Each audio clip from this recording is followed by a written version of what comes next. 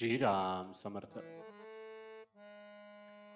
मायेच्या तावडीतून सुटण्यास नाम हेच साधन.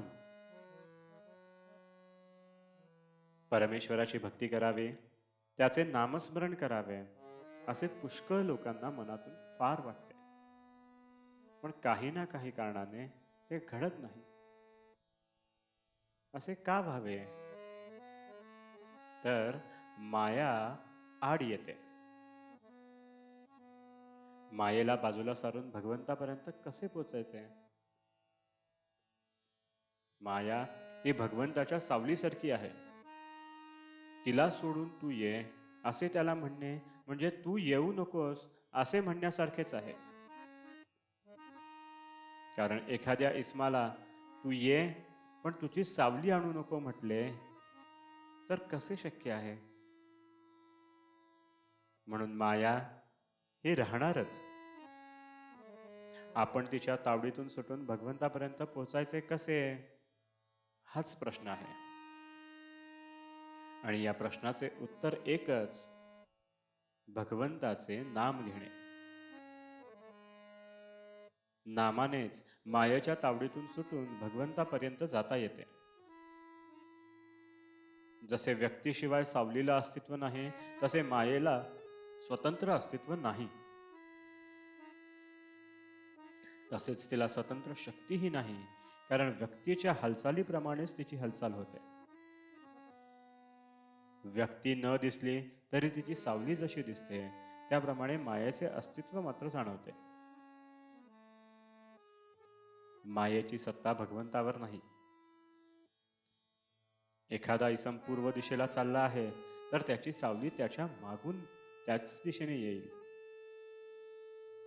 त्या सावलीच्या मनात जर दिशा बदलून पश्चिमेकडे जाण्याचे आले तर तिला ते शक्य नाही. तो मनुष्य जर पश्चिमेकडे जाऊ लागला तरच तिला त्या दिशेकडे जाणे शक्य आहे.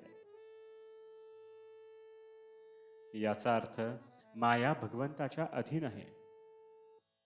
सर्व विश्व हे मायारूप आहे, म्हणजे ते परमेश्वराची छाया आहे. याचा अर्थ या विश्वाला आधार परमेश्वरच आहे. आता या मायेच्या तावडीतून सुटून परमेश्वराकडे कसे जायचे? समजा एखाद्या इस्माला एका मोठ्या व्यक्तीला भेटायचे आहे, पण त्याच्याकडे सरळ जाणे शक्य नाही, कारण त्याच्या घराच्या दारावर रखवालदार, कुत्रे वगैरे आहेत. त्यांच्या तावडीतून सुटून गेले तरच मालकाची भेट होणार. पण समजा मला अमक्या दिवशी येऊन भेटावे अशा मजकुराचे त्या मालकाच्या सहीचे पत्र जर त्याला आले असेल तर ते पत्र त्या रखवालदाराला दाखविताच तो त्याला बिनतक्रार आत सोडेल आणि मालकाची भेट होईल. तसे भगवंताचे नाम म्हणजे भगवंताच्या सहीचे पत्र जर आपण घेऊन गेलो तर मायारूपी रखवालदार ती सही पाहून आपल्याला आत सोडेल आणि भगवंताची भेट होईल.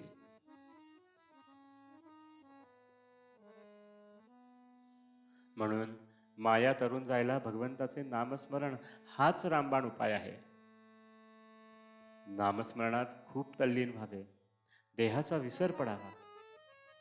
देहबुद्धी विसरून नाम घेणे हेच निर्गुण होणे आहे. भगवंत जर कृपण असेल तर तो नामभक्ती देण्यात आहे, म्हणून त्याला आळवावे आणि तुझ्या नामाचे प्रेम दे हेच मागावे.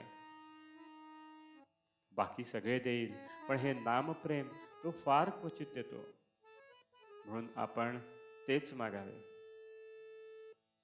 रामाचे अनुसंधान नित्य ठेवावे आणि आनंदात राहावे.